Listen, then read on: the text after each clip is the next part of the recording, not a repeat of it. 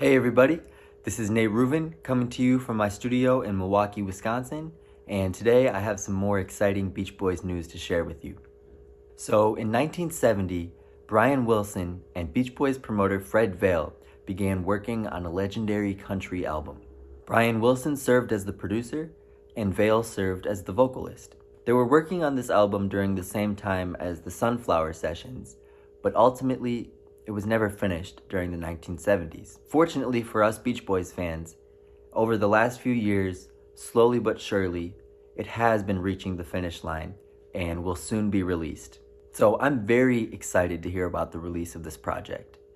As Beach Boys fans, we've all wanted to hear this for years. I'm glad it's finally being finished and released, with the man himself, Brian Wilson, serving as executive producer. I say this half jokingly and half seriously, but in a way, this might be Brian Wilson's most Phil Spector type of production of his career thus far. Let me explain why. One, he's just the producer and not the main performer, save for one song where he lends guest vocals. And two, he abandoned the project halfway through, leaving others to finish, something Spector did on numerous occasions, handing production reins over to Ike Turner, Bill Medley, George Harrison, Jeff Barry, and John Lennon when he couldn't or didn't want to finish a project. Again, I say that somewhat in jest. I understand that Brian Wilson's involvement as executive producer and guest vocalist means that he, to some degree, did in fact see the project through. And I think it's very awesome and special for him to be contributing to albums and projects in a way that is comfortable for him at this age. I assume guest vocalist and executive production will be the majority of what we get moving forward, but I'm thankful for that. As Brian Wilson fans, we've often wondered what an alternate timeline would have looked like had Brian become a George Martin, Phil Spector type of producer, producing for other artists. Most of what Brian Wilson produced for artists like the Honeys and Jane and Dean still have his signature Four Freshmen meets Dick Dale meets Phil Spector kind of sound, with those trademark harmonies and surfy wall of sound production. But in the 1970s, when artists were becoming more individualized and not just interchangeable vocalists on someone else's record, I wonder if Brian would have adapted his talents to different artists' sounds. Kinda like a Rick Rubin sort of producer, if that makes sense, where the sound of the artist is more identifiable than the sound of the producer. When the producer becomes a song-serving chameleon of sorts, as opposed to the Brian Wilson, Phil Spector, Jan Barry way of producing, where you hear sonic trademarks across their entire catalog. This album might be a cool way to examine what that alternate timeline with Brian Wilson becoming a producer for other artists may have looked like.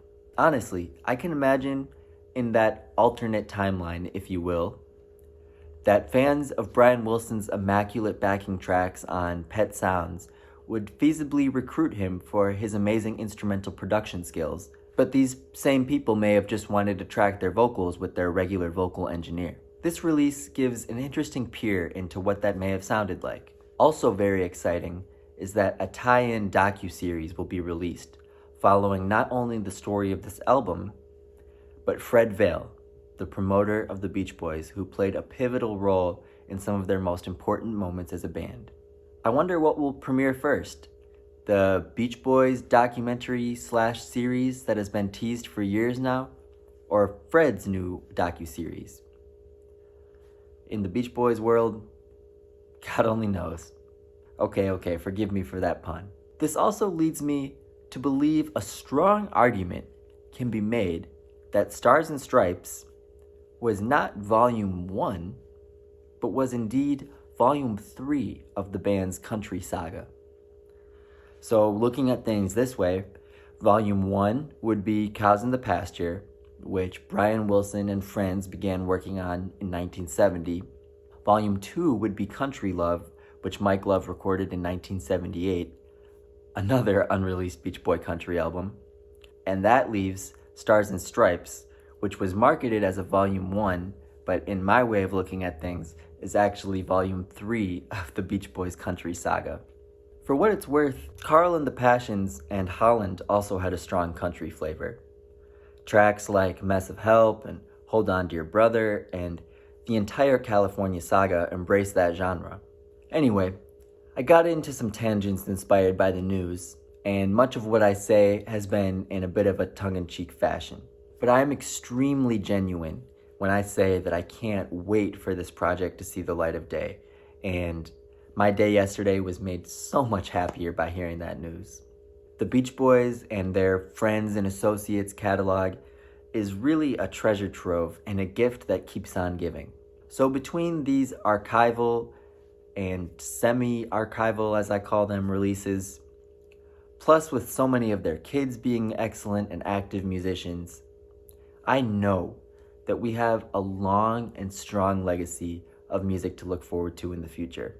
Next, being Cows in the Pasture, Brian Wilson and Fred Vail's long-awaited Lost country album, which is lost no more and will be on streaming services or at your local music store, hopefully in no time. My name is Nate Ruvin. I hope you enjoyed hearing about Brian Wilson's upcoming country record and some of my thoughts as it relates to that, and I hope you stay tuned for more upcoming music content like always. Thank you.